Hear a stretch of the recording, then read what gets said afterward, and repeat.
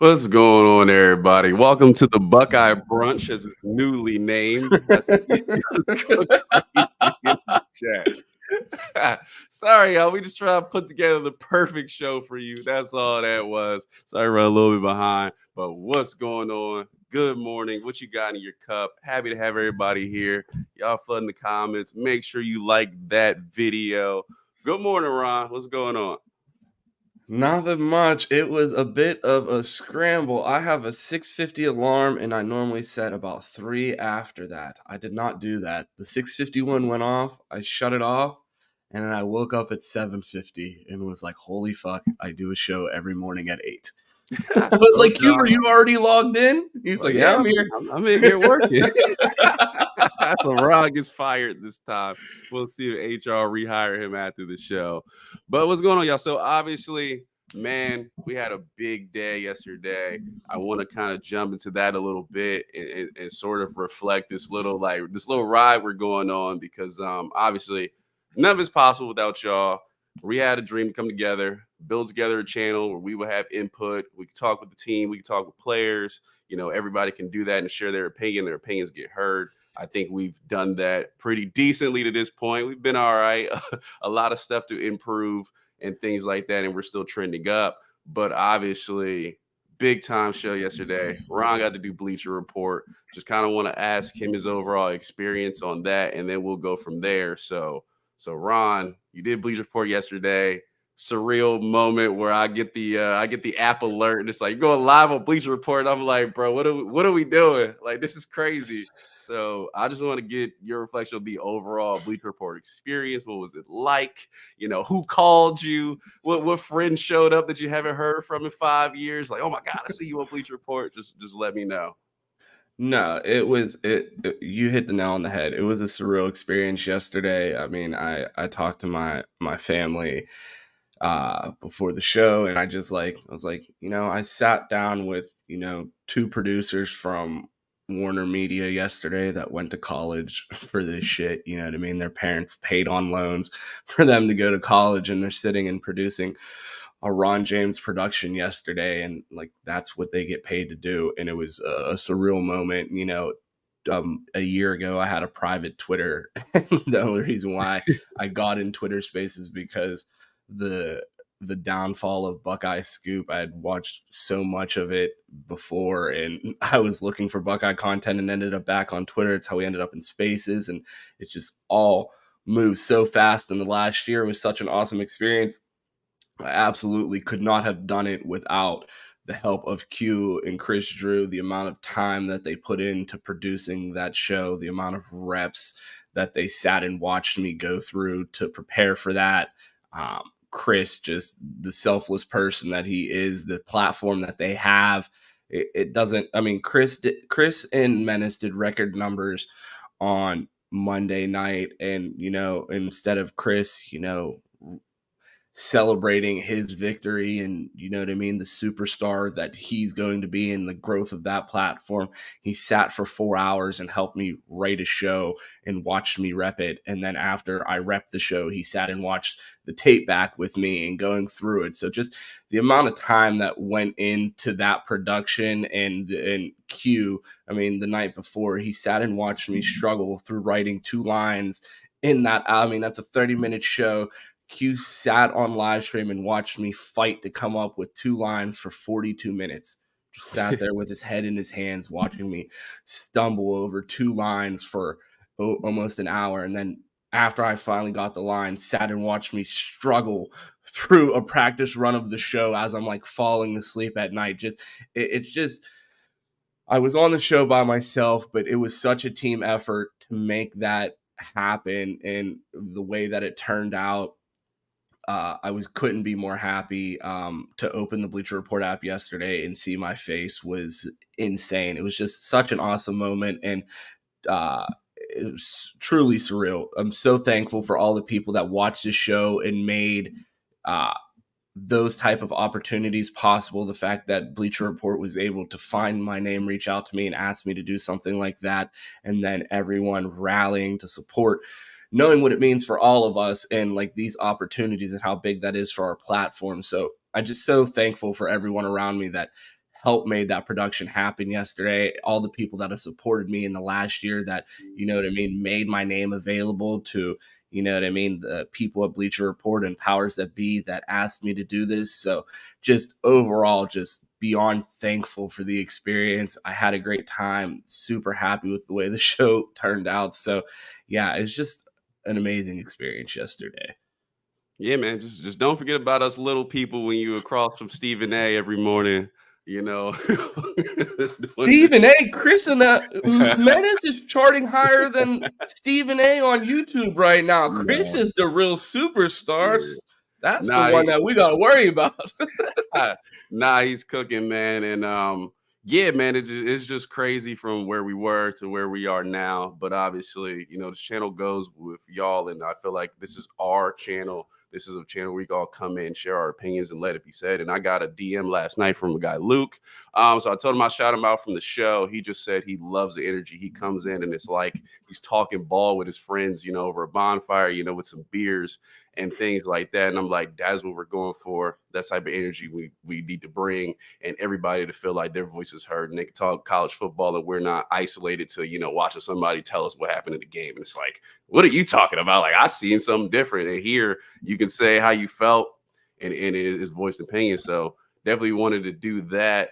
And I kind of wanted to build off that and just ask. And you can put in the chat, man, something that you want to do. I wanted to bring up the dream show that we want to do. Let's say it was almost, a impossible sight to see, Ron's face on Bleacher Report. I'm like, dang, that's our show. It's on Bleacher Report. So Ron, I want to ask you, like, what is your dream show to do as far as college football goes going forward? You did Bleacher Report, so nothing is impossible. So what show would you love to do? Anything remotely related to Dan Levitard and Meadowlark Media. Like, that's my inspiration for everything that I do. The amount of hours that I've watched of that show, to the point that, I started watching Levitard back in 2013, to the point that I was going back and watching listening to their early archive episodes and stuff like that. Just what they've done in the sports radio industry, moving into TV, moving into the digital space. Their type of content that is always their brand of content has always been, don't make this too serious. It's sports entertainment, and it's not just about the X's and O's and being so serious. And they've always had the attitude that sports can be fun. So like, that's our whole approach to our platform. And that style of content is just like the inspiration for everything that at least for me personally, that I do on a microphone, on camera, their production style, everything. So just being anything remotely related to Meadowlark Media and everything that Dan Levitard's built with that empire would absolutely be my dream show. I ran into the producer of the Levitard show at Lollapalooza back in 2018 and had a complete fanboy moment, like handing my phone over to Mike Ryan's wife, like, can you please get a picture of us? And like, Mike was so gracious, like was super cool about it. And just like, that's how much that I love that show, that like, I would be just as excited to see any of the 10 producers on the show as I would seeing Dan Levitard or Stu Gotts, because I just love how much effort goes into that show and the camaraderie around, how they produce the show. And it's an inspiration for how like I want to do things and how I would like us to do things. So it would absolutely be anything around Dan Levitard. Not so you talk about that so much, and how the production is like, that's what I'm going for. That's why I work so hard behind the scenes. And I always call Ron the backbone of the channel, because the production, the edits, all that is him. He's learned it on the fly, and he does an amazing job. And obviously he's blown up on Twitter now. He's a little mini celeb out there. People know his videos, things like that. I thought about it, and don't give me hate for this one, but I am a big nostalgia person. And that's probably why I love movies so much, and watching and talking those is just, I love those moments of just, I can't forget them. And just growing up as a kid, every Saturday, it was College Game Day, back when it was really great, back when it was vibing, I remember them being at some big time games, and it's just 10 in the morning. I'm waking up with cereal, just just ready to watch that and see all the stories across college football. So I want to go bring it back, man, and make it. Maybe they take it off ESPN. Everybody hates ESPN. They throw it on Fox or something, but College Game Day was a show for me growing up. I would love to do College Game Day. Just sit up there at 10 in the morning at some college campus, where I used to get drunk, before games and tailgate. But yeah, man, this is something I would just love to do. Just go, maybe special guest or something, entertain the guys, bring some life back to it. But I would love to do College Game Day. That is a beautiful dream, and I hate to rain on your parade, but that's not happening this year. Why is that, Q? Because we're hosting our own College Game Day on this channel this year. So yeah, that's also another little mini announcement that we have in the works. We have a production meeting about that on Saturday, but we are going to be doing a college football pregame show on the channel every Saturday mornings from 10 to 11:30 right here on Best Damn Media every week before the games. So make sure that you tap in and start your mornings with us on Saturdays. Of course, most definitely do that. And I got to give a shout out to Matthew. He was the first one in the chat today to say good morning.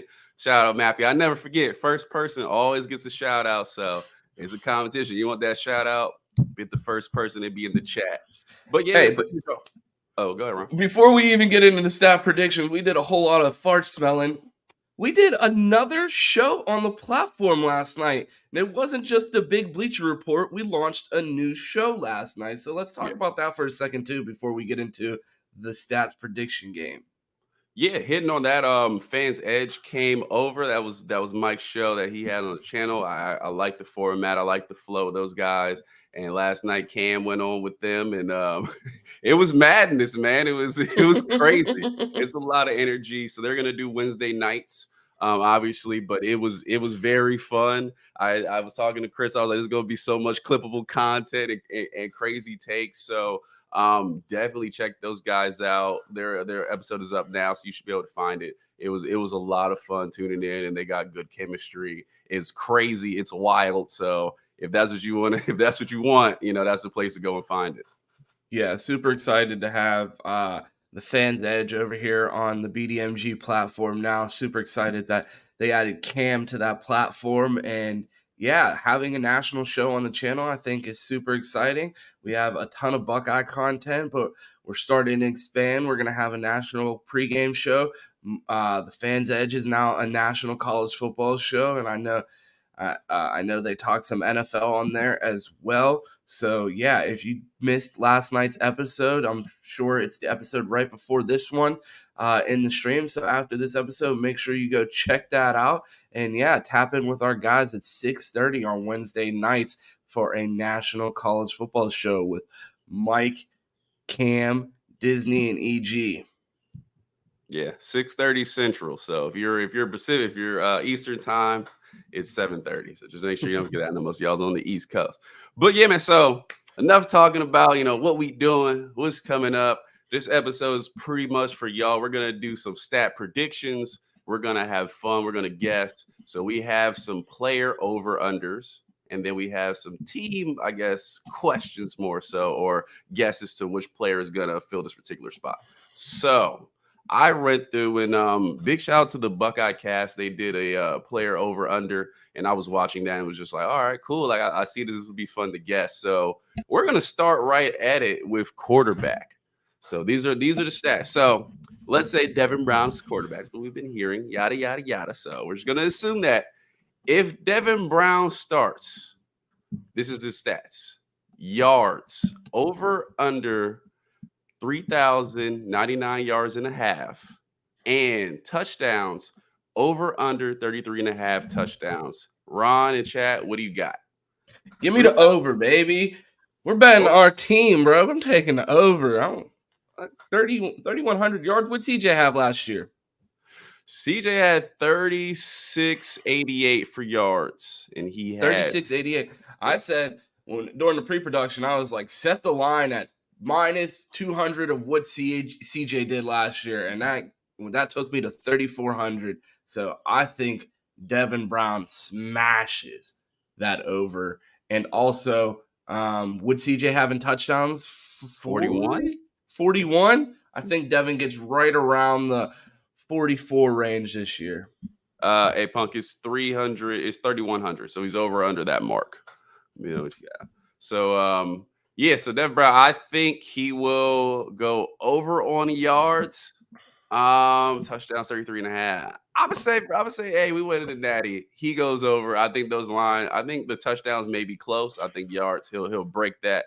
But it's first year starting, he may have some struggles. So I lowered it a little bit just to be fun. So okay. So next up, we got my guy 3K Trey. As Wayne had just said, but I didn't put his yards over under his 3K. So Travion Henderson. Yards over under 1,049.5. Touchdowns over under 11.5. So 10. Can he get to 1050, Ron? Let me know. I think he does. I think they're going to rely heavily on Trey this year, especially if they're going to be having a quarterback battle early. I feel like they're going to establish the run more to try to give the defense a rest. I just think overall the offense is going to be significantly more balanced and more reliant on the run game. I know Trey's going to be the featured back. We talk all the time. I say that this running back room is the best in the country, but I think that Ryan Day knows who the best back in the room is, and I feel like he's going to be featured this year. So I think Trey smashes 1050 if he's healthy. 11 touchdowns seems high to me because I don't know how much work mine's going to be getting in the red zone. I know Ryan Day likes to throw in the red zone a lot. So unless Trey's running up the touchdowns early against, our home and home against Arkansas State, I don't know if our guy is going to be able to sniff that touchdown mark. So I'm going to go over on yards, under on touchdowns. Yeah, I think I'm with you. I think he gets 1050 or over on yards, 11.5 touchdowns. So to hit the over, he'd have to get to 12. I think he will be around 10 TDs, and he will probably spread that out with some of the team. And obviously, he will be featured in the pass game. So there'll be some touchdowns there. But these were rushing touchdowns, so it didn't count those. Yeah, so rolling along now, stay in the backfield, Mayan Williams. Now, this one's a little tough. So it's set a little high for me. Mayan Williams at 849.5 yards. So he has to hit 850 to get the over. And 8.5 touchdowns. So where are you at with Mayan Williams? 850 yards. Does he make it? And 8.5 touchdowns. So he had to hit 9 to get the over. No, I think Mayan comes in under that. I think he's around 6 touchdowns, 750 yards. I think Mayan Williams is going to be in there when the starters are in there. But once they pull starters and they start rotating guys, I think Mayan will be part of that group of starters that takes a seat early during games, and they're going to let running backs 3 through 5 chip train them. Dallin Hayden, Evan Pryor really get that workload. I think they view Mayan almost as a 1B behind Travion Henderson. They look at those two duos as a pair when you talk about starting running back on this team. So I feel like Mayan will get starter style treatment, and as games start to get and traditionally, most teams, they'll have their backup running back really carry that load once the starter goes out. But I feel like they treat Mayan similar to the starter in that situation. And I think you'll see running backs 3 through 5 more, and Mayan will just play more in the crucial minutes, and you're more likely to see him rotating in on early drives and things like that. But by the time they're starting to shut down guys, I think Mayan will be included in that group. So I don't think he'll have as many opportunities to really run it up because he's only going to be playing what I consider real minutes once the games are actually still on the line. Yeah, in the chat, I'm seeing a lot of under on those yards, a little bit under, maybe over on touchdowns. Some people are saying, I think he will hit under on yards, but I think he will get to that 9 touchdown mark. I think he's going to be a monster in the red zone. I think the emergence of Evan Pryor is going to kill his amount of carries just on for getting general yards. So I would go under on yards, over on touchdowns. So that's the running back room. Moving to the wide receiver room, the man, the Biletnikoff Future Award winner, Marvin Harrison Jr. last year had a big time season. I think he finished with 1,250 or somewhere around that. So he beat the stats they set for him this time. So more people in that wide receiver room. Got to spread the wealth. But at Marv, 1,199 yards and a half. So can he hit 1,200 this year? And 13 and a half touchdowns. So 1,200 yards, 14 touchdowns, and hit the over. Ron, what are you thinking? I can't hear you. Coughing into the mic. Over on yards, under on touchdowns. I think he flirts with the 13.5 number in the yards category. I think he's going to go off this year, but I don't know about the touchdowns. I think he's going to be. Would you have the line at 13.5? Yeah, 13.5. So he has a 14. I think he's going to be closer to that 9-10 range. I don't think he gets up there to 13. But I definitely think he's in the more 1,300 yard range, but definitely under. So I'm going to go over on yards, under on touchdowns. I am going to ride the wave and say they're trying to get this guy an award. I'm going to go over and over. Big time. He hit 1,250 last year. He can definitely do the yards. 13 touchdowns is a bit high, or 14 touchdowns is a bit high. But I think they're going to do what they tried to do to JSN last year and just really focus on getting this guy the ball, getting him the features, getting him that tree again in Buckeye Grove, and getting him that Biletnikoff award that has – I mean, these awards in general have escaped Ohio State for so long, whether they don't market their players enough or what, or, ESPN just robs them on the award show. We do not win awards a lot. So I'm going to go over on both, and Marv gets that illustrious Biletnikoff award. So next up, a guy that he would, if Marv is getting these yards, Emeka might hurt a little bit, but Emeka is next at 1099. So he has to hit 1,100 yards to hit the over and 9.5 touchdowns. Chat, where you at with Emeka? Ron, where you at? Over. I think my guy Emeka is going to have a massive year. Honestly, I could see a scenario where Emeka leads this team in receiving touchdowns and yards this year. I just think so much attention is going to be on Marv, and it's almost to the line of disrespect. I feel like they're going to take the attention that they give to Marv as if Emeka Egbuka is not a first-round draft pick as well out there. I mean, he's in my opinion, the second best wide receiver in the country. Some would say top 5. Regardless, good fucking luck putting all your attention on one wide receiver and thinking that a single player is going to lock up Emeka Egbuka. I think he's going to be a nightmare for people in the slot. We know that is a huge position in Ryan Day's offense. It has a lot of freedom, especially in year 2, a lot of option routes. So I think that Emeka Egbuka is going to do huge things this year. I'm going over on his stats. Okay. Yeah, I mean, I think Emeka will go over on yards. I think he'll hit that 1,100 mark and be over 9.5 touchdowns. I think he will be right around 9. I will say under for that. He could definitely hit the over. I just think the emergence of some other guys that we'll talk about in the receiver room may hit those numbers, and I don't know if he'll be featured as much as Marv, but he's a yards gatherer, obviously going across the middle. He might be more outside this season, but he was average 7.5 yards after catch last season. So yeah, I think he will hit the over on the yards. I would say just under on the touchdowns. So an interesting guy. This is the first one where it gets a little iffy. So Julian Fleming, last year I believe he went over on both. Yeah, he went over on both these stats. So we have him at 449.5. So he has to hit 450, hit the over on yards, and 4.5 touchdowns. Now we don't even know if Julian's going to hold that third spot down. Obviously, Jaden Ballard's coming up. Carnell Tate is somebody mentioned in the chat. Carnell Tate, he's up. So will Julian Fleming hit 450, and will he hit 5 touchdowns? Chat, Ron, let me know.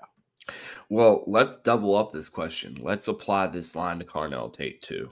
So we're going to set this same exact line for 449 and 4.5 touchdowns. What about Jaden Ballard? Would you include him? We'll use this line for all three of them. Okay. All right. I think so. I will start with Julian. I think Julian hits the over on the yards, under on touchdowns. I think Carnell Tate hits the over on touchdowns, the over on yards. And I think Jaden Ballard hits the over on yards, under on touchdowns. Okay. I think this wide receiver room is going to get interesting because I mean you hear Marvin Harrison Jr. saying yesterday that Carnell Tate looks as good as he did coming into the sophomore season. So the season hasn't started. I don't want to get critical of a team that I haven't even seen yet. But if what you're telling me is we have 2 Marvin Harrison Jr.'s and I see Julian Fleming taking the majority of the snaps, it's going to get disrespectful on this platform very fucking fast. So I'm going to let the coaches be the coaches now. Who am I? Just a Hall of Fame Twitter coach. So I'm going to just let my opinions be reserved for now on what this rotation is going to be looking like. But I think if Carnell Tate is who they say he is, it's really going to shift the ability for those other 2 guys to perform the way that we're expecting. I think it'll be hard for Julian to get the same numbers he got last year if we have 2 Marvin Harrison Jr.'s out there with Emeka Egbuka. Yeah, this is tough now that I'm thinking about it. Well, one, the Carnell Tate is Marv walking into last season. I gotta see it. I really I don't mean to doubt him. I trust Marv. I trust he's true to his word, but I really gotta see it. I just have to. So we'll see. So Julian, 449. I think he is under. I think he's just right around that low 400s because he's splitting time. Touchdowns. I will go over for touchdowns. I will say he hits 5. So we'll go over there. Carnell Tate, under on yards, under on touchdowns. I think he probably has maybe 3. 4 is a good year, especially with the wide receiver options. And Jaden Ballard is an interesting one because he makes me want to go over on yards because he's going to be catching deep balls. So I will go over on yards for Jaden Ballard. I'll say he has his breakout season. He shows up. He's doing everything we think he's going to do. Touchdowns, I will go. I'll go under. I'll say he hits 4 as well. Julian gets 5. J Ball gets 4. Carnell Tate's around 3. And because I don't want to make it so I think Buck said in the chat, how many yards is Brown throwing? That's what I said. I said, bro, put your socks back on. Quit trying to add up all the yards. We're doing Kasai math today, man. Brown threw for 7,000 yards. Ryan Day said we're playing 2 quarterbacks this year. We're going to have 2 4,000-yard passes on the team. Buck, you funded for that. All right, so that's wide receivers. Now this one's an interesting one. So new Block 0 awardee, Xavier Johnson. I have 2 for you. I have both rushing yards and passing yards. So we're going to start with the rushing yards. Xavier Johnson, over under 99.5 rushing yards for the regular season. That's a tough one. Chat, let me know. Xavier Johnson, does he hit 100 yards for all the running backs we have? Does he hit 100 yards for the season? Ron, what you think? No, because I feel like Evan Pryor is going to get a lot of touches that XJ got last year. I think it's going to be hard. I don't think he's going to get more than 4 jet sweeps. So unless he cribs something from our side of the ball, I don't think so. All right, and so Xavier Johnson, so we don't have touchdowns. Ron, I'll give you this one, then I'll weigh in. 349.5 receiving yards. So I feel like it's a little high for me, but 349 receiving yards. What do you think? I'm sorry, I missed that one. Can you repeat it? Yeah. So Xavier Johnson, 349.5 receiving yards. So had to hit 350 to hit the over. What are you thinking? No. I love the guy. I love that he's a block O recipient, but I want those looks going to one of the freshmen. I'm sorry. Thank you for your service, but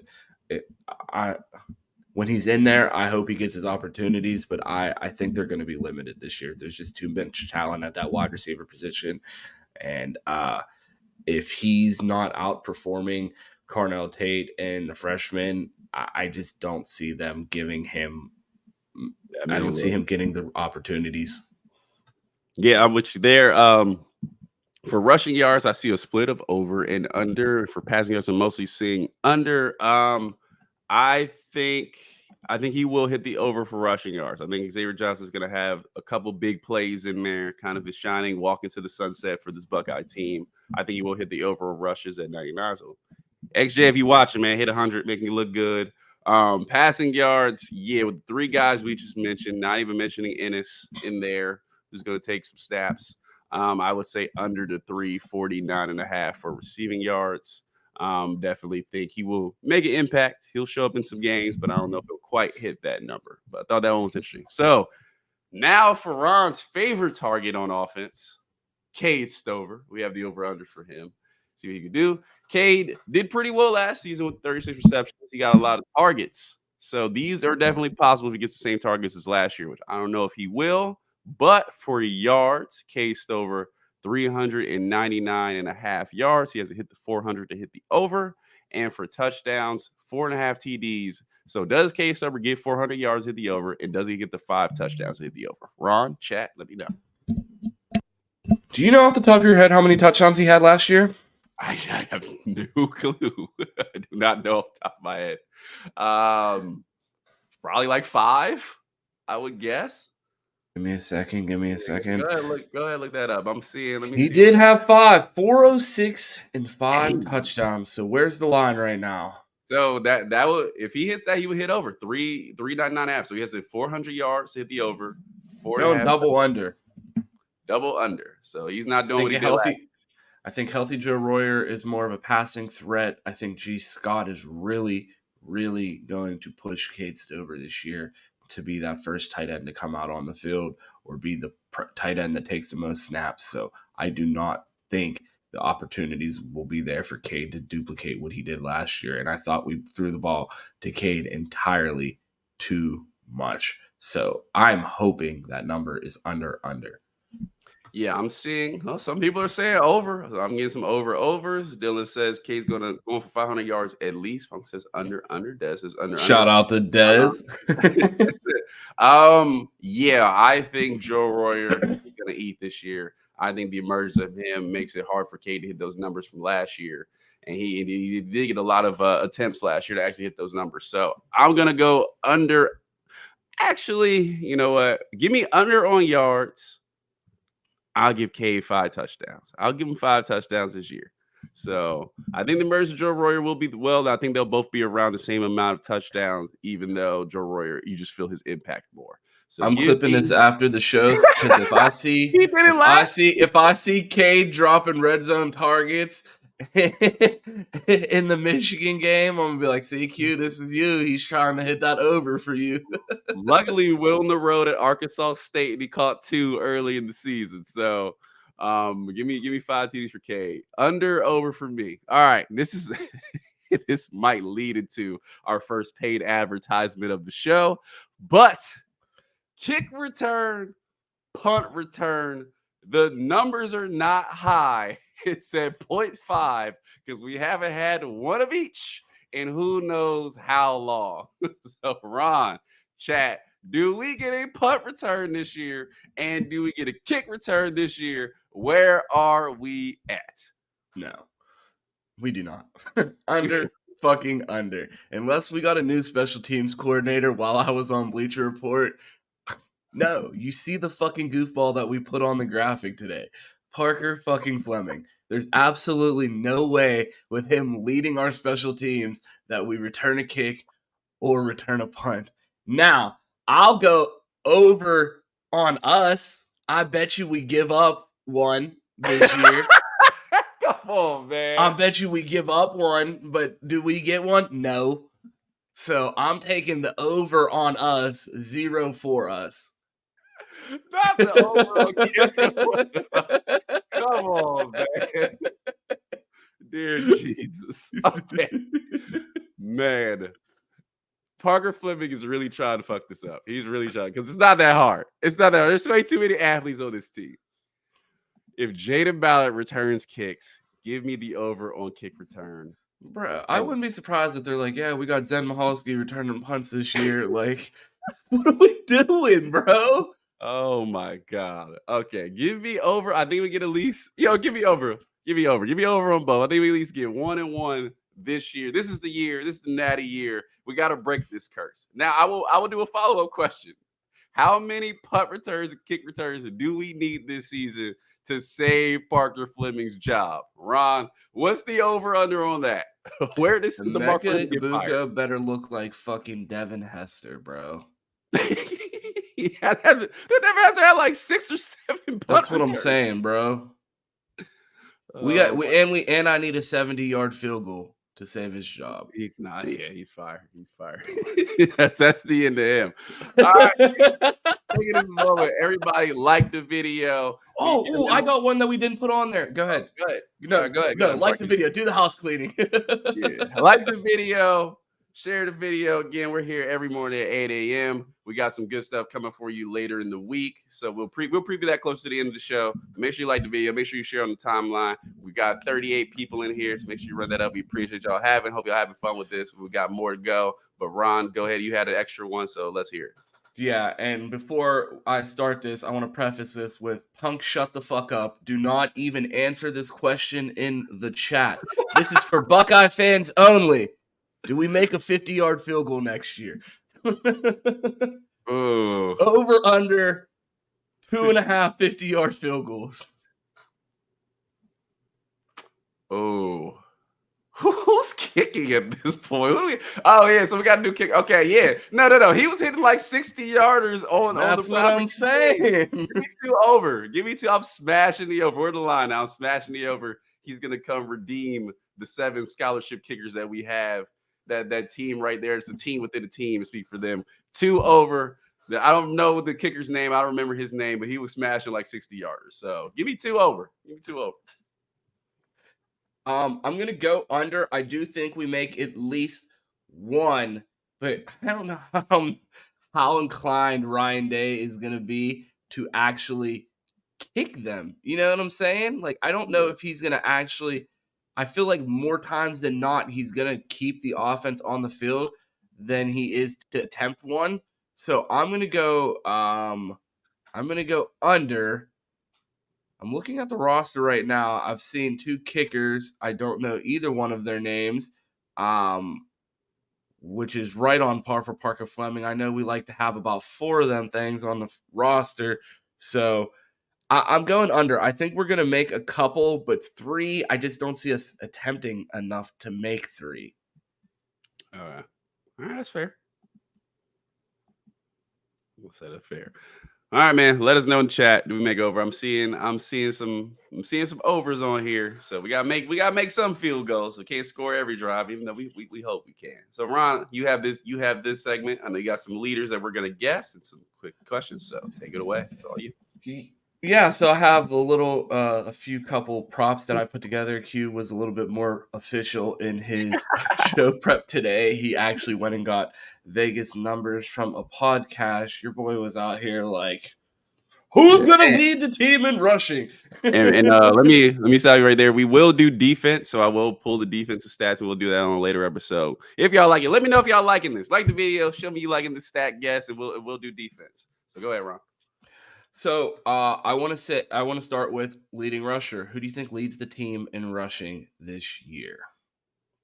I think it has to be Travion Henderson. I think he's the big horse in there. I don't know how much. I would say maybe 300. Oh, shoot. If he's at 1150, maybe 300 on the next guy under him, maybe. But I think he leads team in rushing. I don't think there's a question about that one.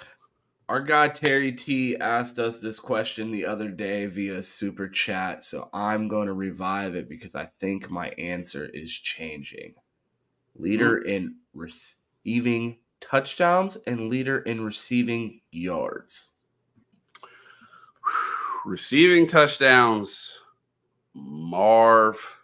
Actually, I'm going to go Marv for both. I'll go Marv for touchdowns and yards. I think he's just going to be so much featured. I think I might have said Emeka the other day because Emeka just... You said fucking Cade Stover is who you said for leading us in touchdowns. So I'm glad you found your brain since then. He's hitting over, so let's not limit him. But I think I'm going to go Marv for both. I want to say Emeka for yards, but I just feel like he's going to get featured, man. They're chasing this award. He was he was upset last year he didn't get it. So yeah, I'm gonna go Marv for both. I'm gonna go Emeka for both. I just think there's just going to be so much attention on Marv that I think Emeka is going to go crazy and have that year statistically that people expect from the number one wide receiver prospect in their class. And that's in no way a shot at Emeka. I think Emeka has performed on par with expectations coming into Ohio State. I think he's been exceptional since he's stepped in the door here. I just expect him to put up the gaudy numbers that the national media expect. So yeah, I'm going to go with Emeka for both of those. So here's an opportunity for to show your boy Cade some love again. The next question is most touchdowns by a tight end. Cade, I cannot go with you on this one. A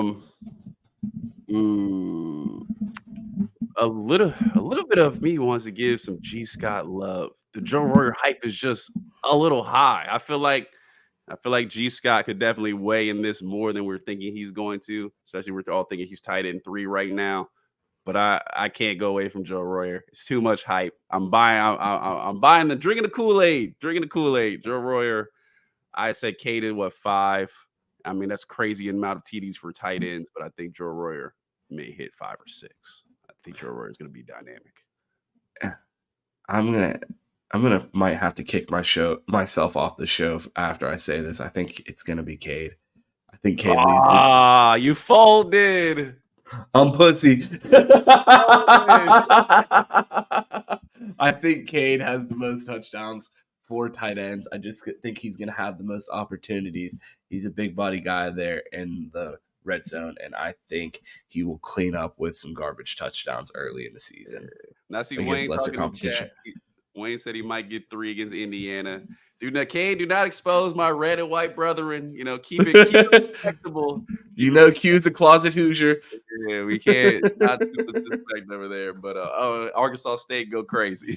And also, too, Terry asks, who do you think is the better blocker, Emeka or Marv? Just talk about receivers.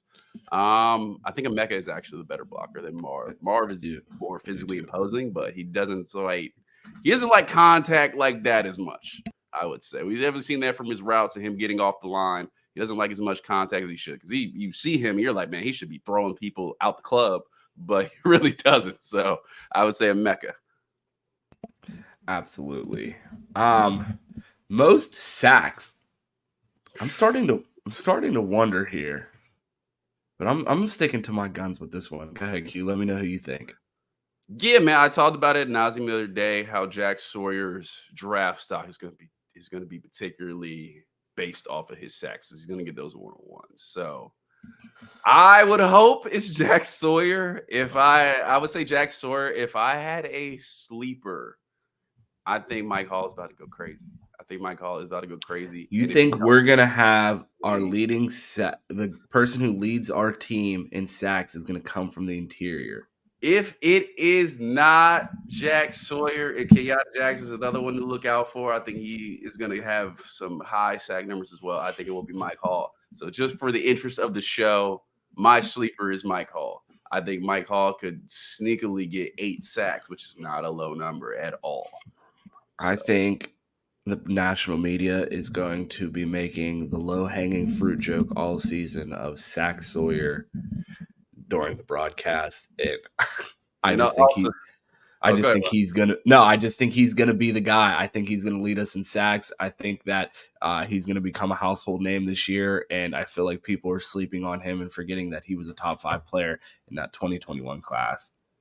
Yeah, and I see Cam in the chat said, I think Mike Hall is Aaron Donald. I actually think Mike Hall is Aaron Donald Sr. Like Aaron Donald was his kid, and he taught him everything he knows. But yeah, JTT is going to face a lot of doubles. Jack Sawyer is moving 1-on-1 the outside. That's a great answer. So I think you can't go wrong with that. I think it will be that way as well. Well, your boy got to get to work here soon, so we are going to speed this thing up. Fast reaction. Let's go. What you got? All right, instant reaction. Who has the most pick sixes on this team? Most pick sixes, Jahad Carter.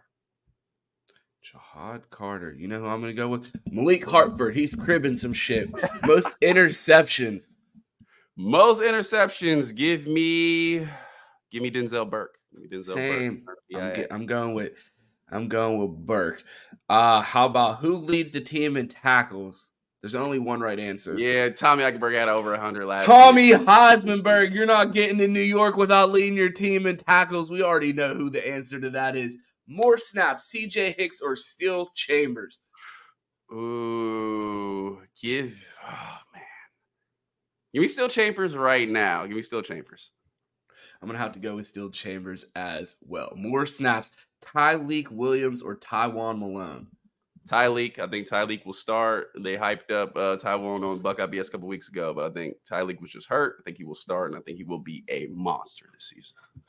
I threw this one in here just so Cam doesn't cancel the show. Does Hero Kanu crack the top 4 in defensive tackle snaps this year? No, he does not. I don't believe he does either, but I had to let it be known.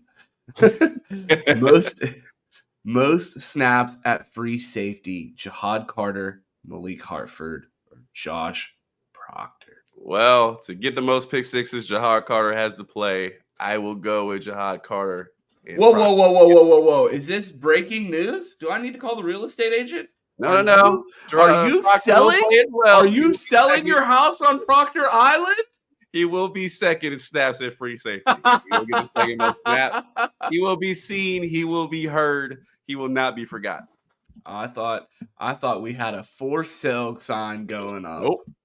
I just built a new dock out there for my boat.